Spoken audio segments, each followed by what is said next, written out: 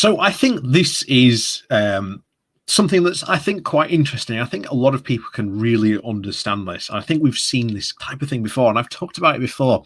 The inability for sometimes some people to understand big numbers.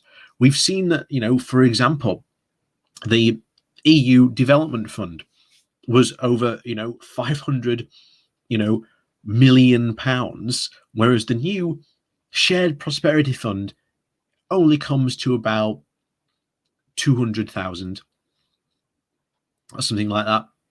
No, 200 million, sorry. Again, proving my point about this article.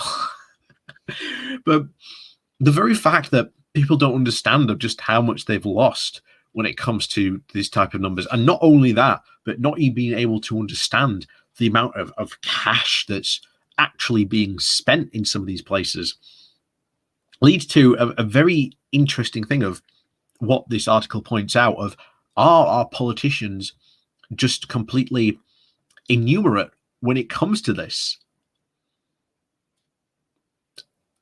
I think this article makes a very interesting point, and I think it's well worth going over. So before we do go into this, please do remember to hit that like, share, and subscribe button. And of course, down below, there are links to my Patreon page and a one-off donation link called Buy Me Coffee, where you can, well, buy me coffee. And as always, thank you very much to all those people who do watch the channel.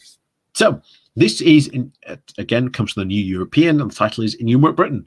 Our inability to understand big numbers is a national disaster. When is £10 too much and 10 billion too little?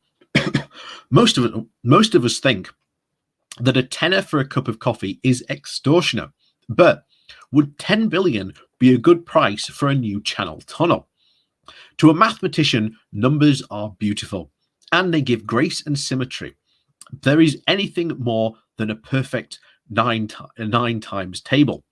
But when the numbers get too big, it's hard for when even we mere mortals to get a handle just on them.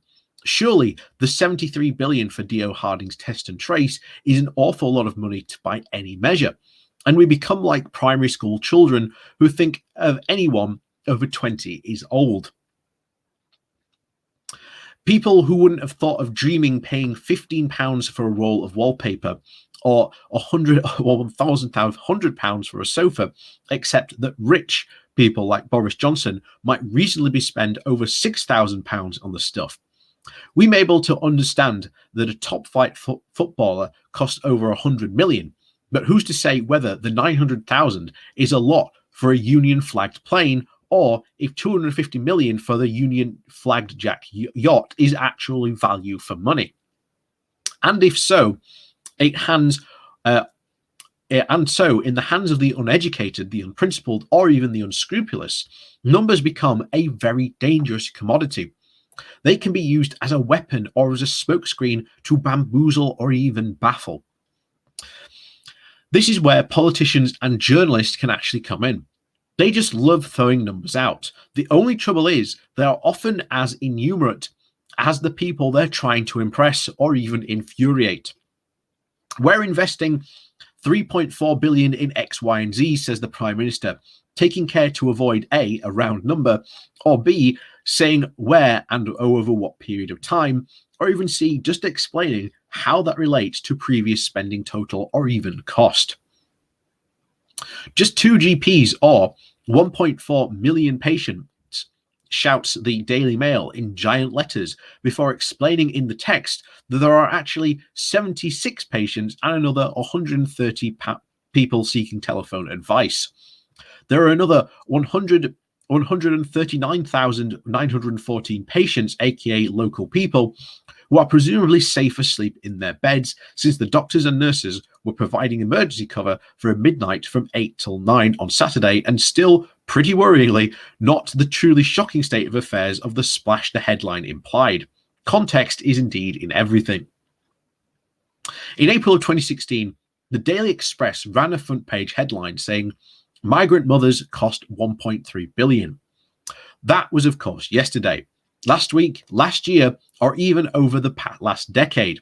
Who cares? It's just a nice big number to alarm people. And as Priti Patel, then the employment minister, told the paper, those babies would indeed need childcare, schools, and other services, putting pressure on local councils and the NHS, and that would provide. We must vote leave, of course, on June the 23rd so he can take back control. In fact, the figure was for over 10 years. And had the paper just focused on 2015 and stuck with its calculation based on the £280,000 confinement and the cost of immigrants from the EU, it would have been 180 million against the 354 million for non-EU migrants and the 152 billion for native mums. So 180 million out of 2.16 billion. That doesn't seem quite such a significant drain on resources, does it? These sleight of hand calculations were often a constant feature of the referendum campaign, and most particularly with respect to immigration. 12 million Turks say they'll come to the UK, the Sunday Express announced, adding that those planning to move were either uneducated or students, but no one was indeed planning to move. A survey asked 2,000 people whether in Turkey, if Turkey joined the EU and if Britain remained a member, would they or anyone in their family consider moving to the UK? So there were two conditionals before even the person questioned, or any of their relatives would even consider moving, let alone plan to do so. Just under 16% actually said yes. That was interpreted as 16% of Turkey's 18 million population. Yet, Bob's your uncle, you've got 12.8 million people fishing out their passports. It's complete nonsense. And mindsets are indeed hard to shift, especially when you've convinced that foreigners are stealing all our jobs. In 2010, the Express actually ran a headline, "Migrants take all new jobs from Britain," with the all in red. It wasn't true, nor was it true for any of the dozen variations of the story. And I have my cuttings on the file of it. 2 in 3 jobs, 3 in 4 jobs, 4 in 5 jobs, 75%, 85%, 92%, and 95% of new jobs. It must be obvious that the vast majority of people starting a new job in the UK on any given day are likely to have even been born here. But no matter how often the press regulator of the day puts them right, Innumerate journalists will still do the wrong calculation with the wrong numbers and come up with the wrong conclusion. Even when the ONS specifically states that its statistics show changes in employment, not the proportion of new jobs that have been filed by the UK and non-UK workers. And of course, the most notorious miscalculation was, of course, on the side of the bus, the 350 million a week to the EU. Let's spend it on the NHS, said the bus, while the vote leave literature went even further, saying, let's build a new hospital every week. That would be just a pretty cheap, that would lead to a pretty cheap hospital. Even Boris Johnson, by his own reckoning, his 40 new hospitals would cost at least 3.7 billion, or an average £929,000 a pop. And as we know, we did not send the EU 350 million a week. In 2015, we contributed just 13.6 billion and benefited over 2.8 billion of the EU spending.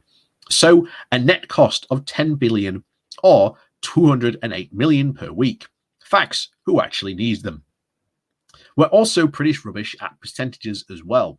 We can even see from the old headlines about mortgage rates soaring by 1% and at averages never quite understanding whether it's even the mode, median or the mean.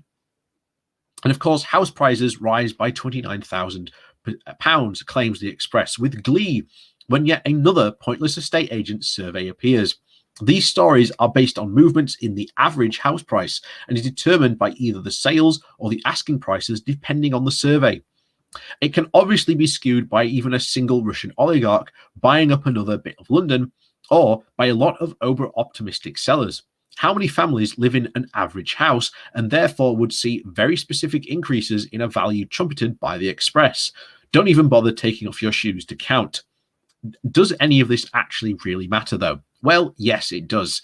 Quite apart from the statistical lies used to secure Brexit, innumeracy can cost lives.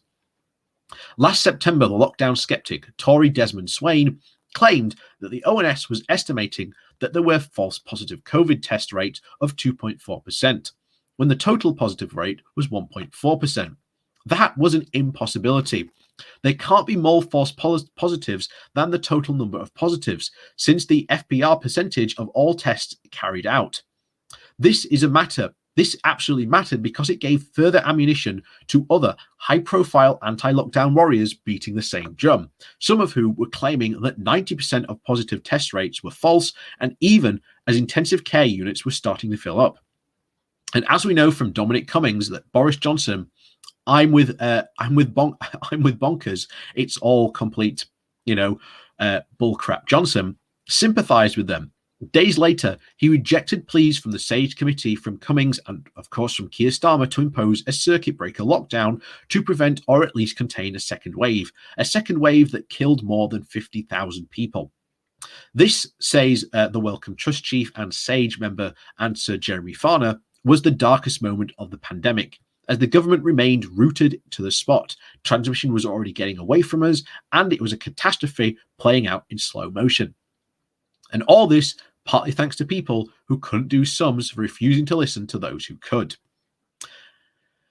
And of course, again, these are quite interesting because this is what voters thought we spend in 2016. This is what actually Britain spent in 2016. And of course, this is what voters would like Britain to spend on 2016. So these are quite in themselves quite interesting.